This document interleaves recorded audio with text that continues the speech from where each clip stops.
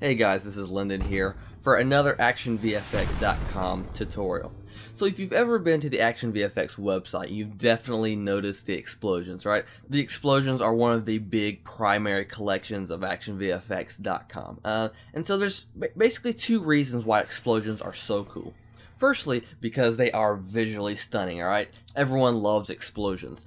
But secondly, what makes them really cool is that it's something that happens in real life. So that's the cool thing. You can composite this absolutely visually stunning element into your scene while it still is realistic, because explosions actually happen in real life. So alongside of compositing those explosions, we're also going to be adding in some ground cracks, debris, exploding debris, and things like that, because that's also very important, because here the missile hits the ground and you can really feel the power of that explosion when there's some destruction on the ground. So that's absolutely essential to have destruction when explosions happen, right? So the two things kind of go together, because after all, that's what explosions are. It's just like burst of power, and there's bound to be some destruction when there's an explosion. So I'm excited to cover these two fundamental topics, but I don't want to talk about this too long. Let's go ahead and get started. Alright, so before we get started, there is one thing I want to do, because you guys gotta know how good this stuff is that we're going to be doing today. Look at this. Before, after. Before, look at that. I know some of y'all are probably freaking out right now. I'm freaking out right now. I'm just trying to contain my excitement, because just look how good that is. Okay, so that's what we're going to be doing today. So let's go ahead and find our footage somewhere in this right here and drag it into a new composition by going over this icon.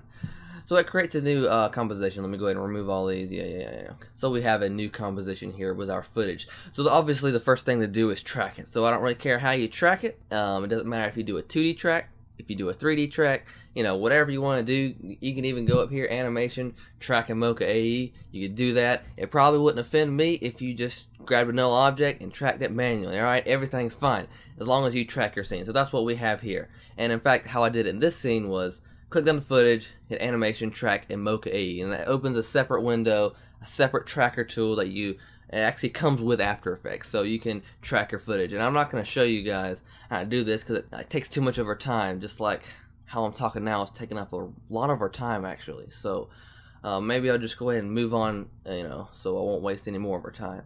So here's null tracking our footage. It follows the ground, and this is what we're going to parent all of our stock footage elements to. So it actually works pretty well. There's not any 3D perspective in here, so we don't have to really do a 3D track, alright? But it definitely is an option just to do a track camera if it works well for your shot. So now we do need to find where exactly the missile needs to hit the ground and when it hits the ground, right? So let's go ahead and scrub through and see exactly when it needs to happen. So we can see a little flash of light that they shine, so that's when it needs to explode. So let's do it about right there. We'll go ahead and create a marker right here. Hold Shift 1, it creates a marker. So a universal marker just shows us when the explosion needs to happen. So we'll have a nice reference there. So let's go ahead and bring in our first ground crack element. So this is just a simple ground crack. So what we could do is just, that looks pretty good right there. Maybe someone poured some concrete and okay, never mind. Alright, so we need to composite this into the scene, right? Because it doesn't blend very well. So the first method I'm going to go over is blending mode. So you can see that they made this completely gray. So what you can do is go to blending modes and go to overlay. So the overlay is a mixture of the multiply blending mode and the screen blending mode. So depending on what the brightness is of the layer, it either screens or multiplies. But with pure gray, it doesn't do anything, right? It just completely makes it transparent. So what we also need to do is parent this to the tracking, so it follows the screen. So we have this pretty much perfect blend because we did the overlay blending mode. And if it's not perfect, if you see a little bit of those edges and you want to fix that, just go to curves, and then we'll make some adjustments so it matches perfectly. So we'll bring this up a little bit, and then bring this down until it matches the scene perfectly, just like that. So awesome, it blends in completely well. So that's what we did. We did the overlay blending mode with that element.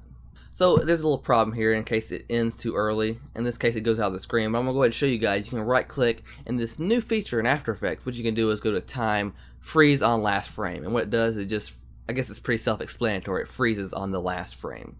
And you could also do the same effect with just doing time, enable time remapping, and just making it freeze in the last frame. But anyway, that's a cool update they did to After Effects, and it makes it a lot easier. So there we go. We have this ground crack element composited into our scene. So let's make sure we have this positioned right, and we'll scale it down just a little bit, pretty close to the biker.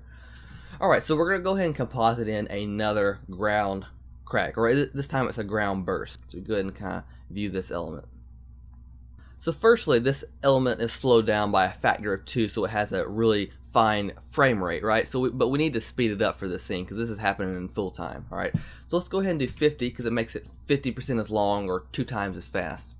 And so it's going to happen in real time. So let's go ahead and parent this to the tracker null. I grab the parent right here and parent to the tracker null. And then let's go ahead and position this in the right spot. So just go ahead and move this in.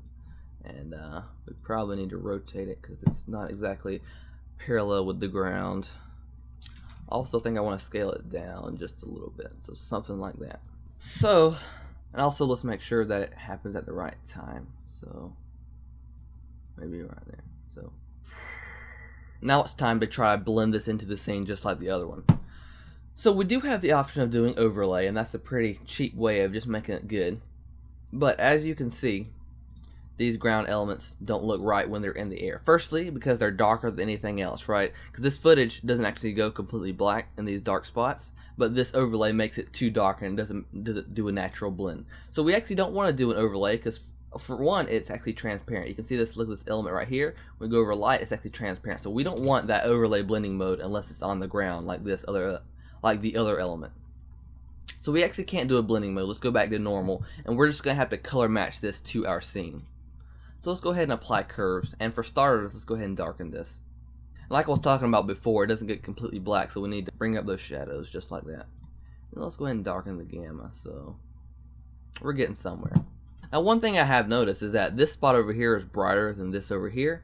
So what we can do to fix that is do pre-compose, and do leave all attributes, hit OK, and that doesn't change anything, but it does create a composition with our original footage in there. So we can just go ahead and darken this spot. So let's go ahead and create an adjustment layer, and then we'll mask out this spot right here. Control Alternate Y shortcut to create adjustment layer. Pretty cool. Now let's go ahead and go to curves, darken that spot a little bit. Add some feather. So hopefully that's going to help. Yeah, it definitely does help. So it makes that spot kind of match the luminance of everything else. So obviously we need to tint this the right color because it's not looking, because it's too desaturated. So let's do tritone. Bring this in here and change the blend with original until it matches about right. This doesn't have to be perfect because it's just a kind of jumble of destruction here. So one thing I actually might want to do is just kind of take away some opacity of this side right here. I'm going to do with this mask, do subtract and just feather it out, so it kind of helps it blend in on the edge there. Yeah, that looks good. And last thing I want to do is do time freeze on last frame, so it does the same thing as the other one, so it lasts the whole composition. So we've definitely gone over some pretty sweet techniques already, but I do want to go ahead and check out a preview so you guys can see what's going on.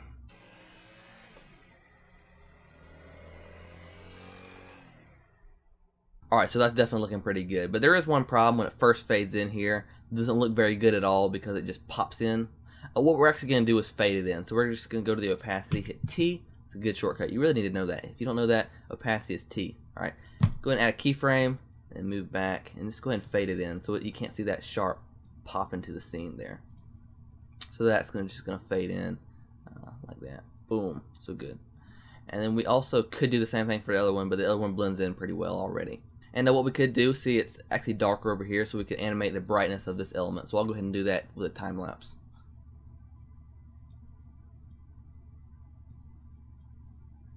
Alright, so I just kind of animated the brightness and contrast here to really actually help it blend in a lot better. Now that we have that, let's go ahead and add some debris that are actually flying into the air. So these are some nice ground bursts and ground cracks, but we need some debris actually flying way into the air because this is an explosion that's pretty powerful and some actual destruction needs to happen. So let's go ahead and I'm going to drag in these medium debris, medium-sized debris, and these are also slowed down by a factor of 2. So let's go to time stretch, and do 50%, so it speeds it up times 2. There we go. So it's going to be in real time now. Let's go ahead and composite this into the scene as good as possible. Make it go ahead and start at the right time there, and we'll actually make it probably start at this frame while it's already busted. Make it kind of start there. Just kind of see that bust there, and let's go ahead and kind of position it so that's on the ground, right? So maybe something like that. Let's hope it's still in the right position. So maybe that'll work. So the next thing to do is actually to color match this because it's too bright. So So why don't we just copy the color correction we did from this ground bursting layer. So let's go ahead and copy this, Control C, Control V, and that's going to be a decent color correction there. So I'm going to move it a few frames forward so that it blends with that destruction that comes up afterwards.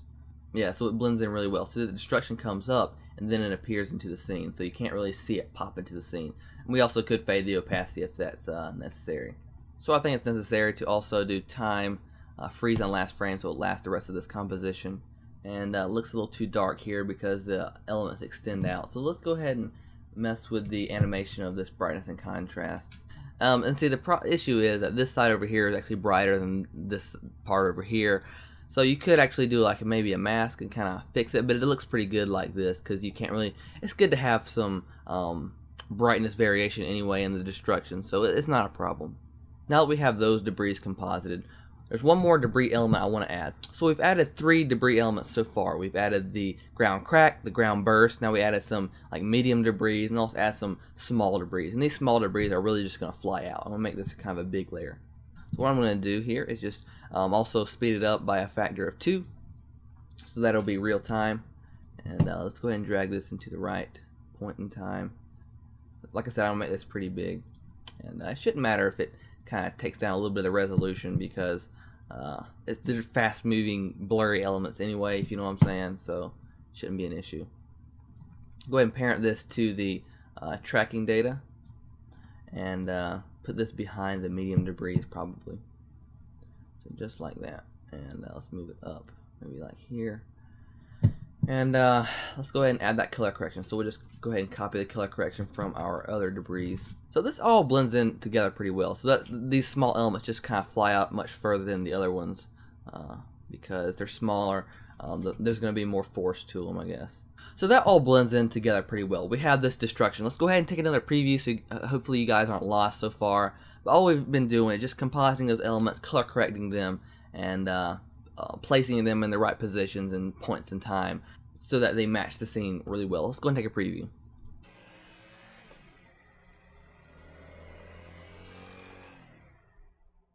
Alright, that looks all really good except for the fact I see a little pop at the beginning. That's probably because of these small debris.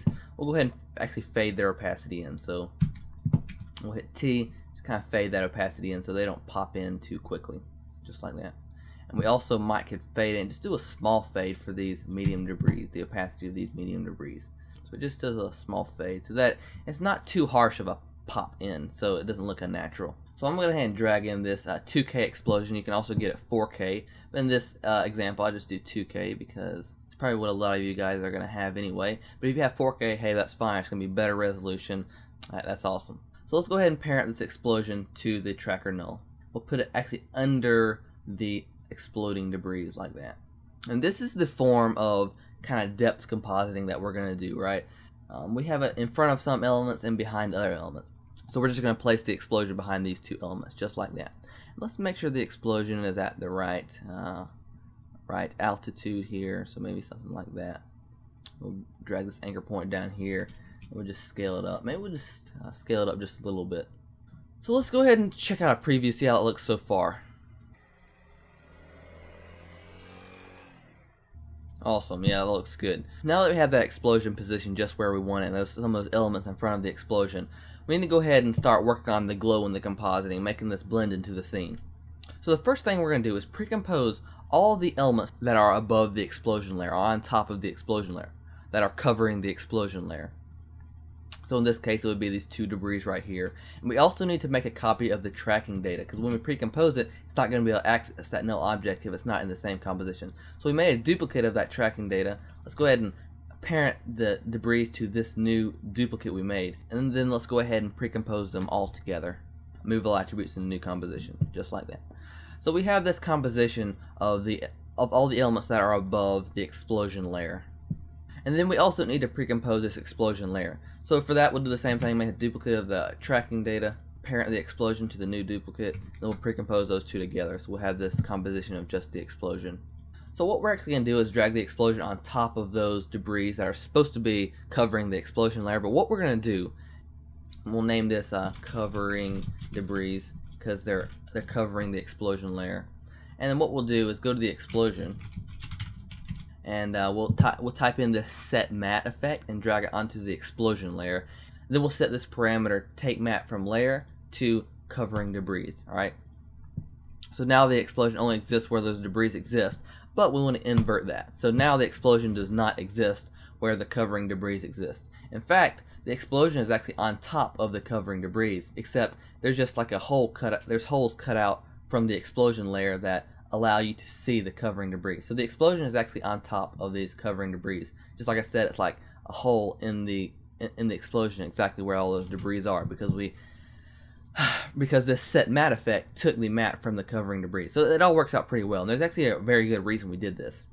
Let's go ahead and get to the glow, and we've actually covered this in 2 tutorials already, how to glow fire, but I will go over a little bit of how to do it, but I'm not going to go over everything because we've actually done that before. So I'm just going to go over the main techniques that I did in this particular shot. So here's all these glow layers. Let's go ahead and turn everything off and start from scratch. So this is what your clip actually should look like at first, right? So we have this this explosion with the debris matte in front of it. So what I did first is go ahead and darken the layer so we can get some of that detail out of it. So it's actually more of a detailed explosion. And then what I did is this cool technique. Go to this hue and saturation effect, go to the reds, and actually kind of position these reds. What we did is actually turn down the lightness of the reds and actually turned up the saturation. So when we turned down that lightness, it actually got rid of a lot of the saturation, but it did bring in a lot of detail. So we turned down that lightness, it brings in a lot of detail, but turns down that saturation. So what we need to do is turn that red saturation back up. So it actually adds more detail without removing the saturation. So that's a really cool technique. I suggest you remember that. Hue and saturation, go to the reds, turn down the red lightness, turn up the red saturation. And then for the master saturation, I just turn that down a little bit. So just making adjustments with the hue and saturation there. So we just add some of the detail back. So let's take a before and after. So it's much more detailed explosion, so make it look a lot better. So then the third thing we did is just add some contrast. We need to really complement those highlights with this curves effect. So we just really bring out those highlights. It's going to be a really dull explosion if you don't do this step, so remember to do that. Then we just add a tint effect because it's looking too saturated. So we already got this really poppy explosion so far. The next thing that's important to do is add that solid composite, and this is actually very important to do before you add the glows. So basically there's an alpha matte here, and what we need to do is a solid composite effect with the color being black, so it just fills in those transparent areas, and this is very important to do before we add those glows. So we've covered this in other effects, adding glows. We add kind of a tight glow, and then we add a more expanded glow, and then we would do another glow, but then there's some edge issues, so we had to add a solid composite between those glows. If you guys are understanding what I'm saying, then we just did another hue and saturation effect just to kind of color correct it like we want it. So that's pretty much all we did with that explosion.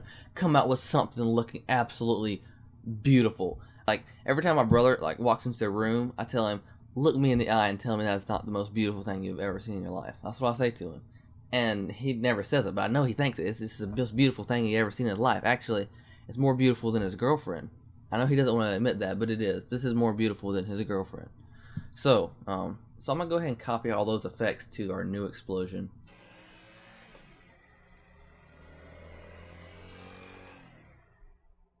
Alright, so you guys really don't have to worry about me talking too long because my voice is actually going out because I've been talking for so long. But let's go ahead and go to this explosion, turn the blending mode to screen so it actually blends, overlays the bright colors onto the scene, so it blends it in there. There's also something I do want to mention, and that is sometimes it's a good idea to add a black explosion behind the explosion itself, right? In this case, the explosion is really bright and there's actually a dark background, so it's not necessarily important in this scene, but I do want to cover it in case it's different in your scene. So let's go ahead and take out all these layers. Sometimes when your background is actually a little bit brighter, turn this up a little bit. Sometimes when your background's brighter, your explosion looks really thin, right? You can see through your explosion because like these dark spots, these actually aren't supposed to be transparent like the dark outer edges, right? These are supposed to be thick black fills in the fire. So, well, how you can fix that is just make a duplicate of your explosion and just go ahead and solo it. Go ahead and remove all of these and go to the tint effect and make this pure black. So what we need to do is basically kind of fill in those transparent edges because that's where this black needs to fill right here. So what we can do is go ahead and do a fast blur and go ahead and fast blur it out so it kind of blends into those spots right there.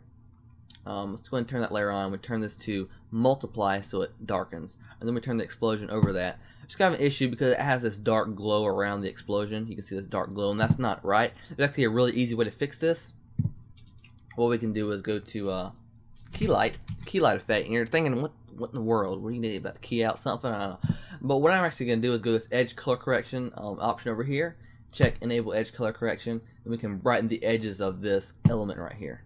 You can kind of see what it's doing. It's brightening the edges. And this is actually considered an edge in here, but we can do something to fix that. Just go ahead and add a curves effect before this, and turn up the alpha channel, and so it kind of gets rid of that edge. So just really bring up the brightness of this here. Make sure that it doesn't expand around the edges of this explosion. So what we need to do is probably turn up edge grow so that it grow, yeah, like that. So that black glow is not expanding out of the edges of the explosion, but it is filling in those black centers. All right. So that can be really, really helpful in many circumstances. Whew. So we've covered so many things. Like, oh my goodness, I can't believe how many things we've actually covered today.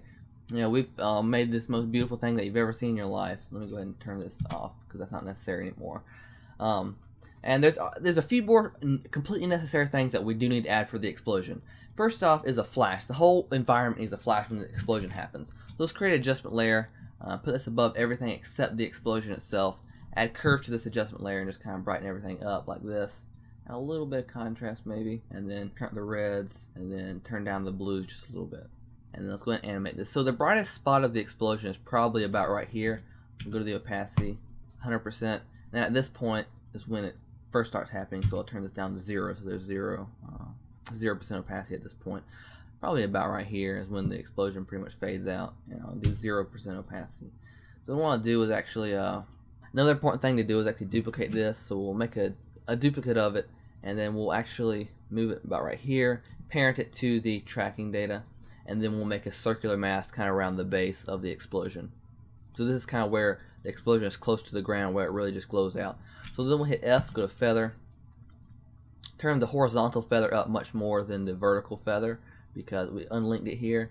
Yeah, just something like that. So we turn the horizontal feather up much more to create a much more realistic effect. So that kind of helps really add the brightness of that bottom part of the explosion. And we can actually maybe put this over the explosion if it looks okay. So yeah, I think that looks pretty good. Putting it over the bottom of that explosion. And also, we need to put this explosion fill explosion actually under the debris layers, right? Because you can see here that it's actually over those debris layers, and just kind of put it under all the ground cracks and ground things. So it only covers the background, not the debris and everything. All right, so now time for that missile that came in. I don't know if you saw it when you saw the preview, but as the missile comes in and it hits the ground, explodes, because actually I had several people ask me, like when I was editing the scene, what caused the explosion. So I had to create a missile in there to make it look like something's actually causing the explosion. Not like a landmine or something. I don't know. We got this missile image right here. Missile, and let's just go ahead and rotate it right. Scale it down a decent bit because I mean it's not like a huge explosion, so it's just kind of this small missile like this. And then what we need to do is actually probably parent this to the tracking, even though it's going to be moving really fast. And let's go ahead and kind of animate its path. So it needs to hit the ground right about here when that reference marker happens. We'll go ahead and put it right there, and then let's go ahead and add a keyframe. Go back quite a few frames because it's 60 frames per second, so you had to go back actually a lot of frames to amount to any amount of time. So just like that, that's gonna come in, animate, hit the ground right at that point, and that's when the explosion needs to happen. So let's go ahead. The important thing to do here is add motion blur to this missile. So go ahead and check motion blur right there, then enable motion blur for the comp, and let's go ahead and kind of color correct this missile so that's not so bright. Probably do a tritone. That works pretty well for like blending things in. For the brights, we'll just select kind of one of the bright colors. For the midtones, we'll select something like this, and for the darks, whatever. All right, so that missile should blend in a lot better. All right, and then the next thing to do is obviously make the missile disappear once it hits the ground. So we hit Control-Shift-D. That's going to cut the layer, and we'll do the same thing for right here. Control-Shift-D. And we actually want to put this missile below the ground destruction layers so that split second you can see it kind of go behind those. Make it look like it's going into the ground, I guess. So something like that. boom, so it hits the ground, causes that explosion. So it's just like that. Let's go ahead and check out a little preview of this.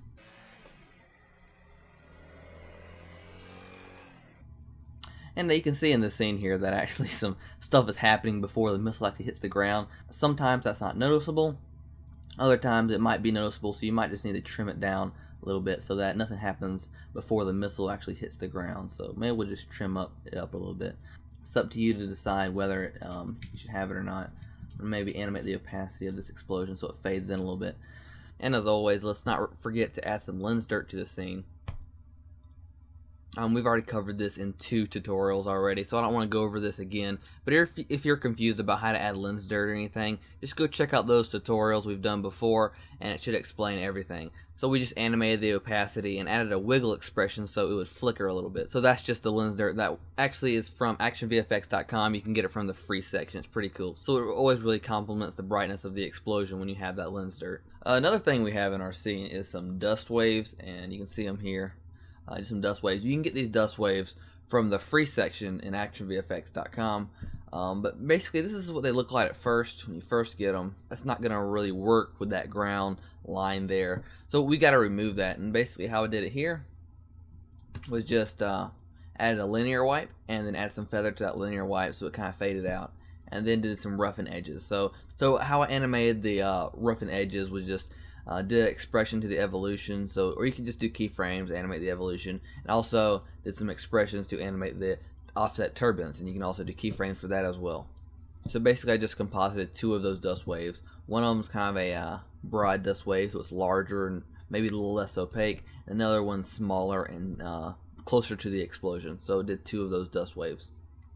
So it actually looked pretty good in the scene. Also, I want you to know that I did not do a blending mode to composite these in. You could do like screen like this, and but the problem with this is that if you do screen, it's going to brighten the scene, because screen is an additive blending mode, so it adds colors, it brightens things up, and dust is not supposed to brighten things. It's just supposed to composite or mix in there. So this is how I go about fixing this, and I want you to remember this technique because it's very, very useful. Basically, let's take it off that blending mode so it's on normal. Basically, I went to this shift channels effect and then turn on take alpha from luminance. It created transparency on the layer, and it took the transparency from the luminance, alright? So the brighter it is, the more opaque it is. So that's a really cool technique. Now we don't have to do a blending mode because it's going to take out that black, make the black transparent and the white opaque. The problem is, as it gets less and less opaque, it gets darker and darker, and it's not supposed to do that. It's just supposed to get less opaque, not darker. So what we did is just do a fill layer, so it just fills it in with one solid color. Just kind of select the color somewhere around the ground or whatever, and then it fills it in with one solid color. So that's the whole technique about how I did those dust waves. Now we don't have to do a blending mode, so we just composite 2 of those dust waves in there, and that works pretty well.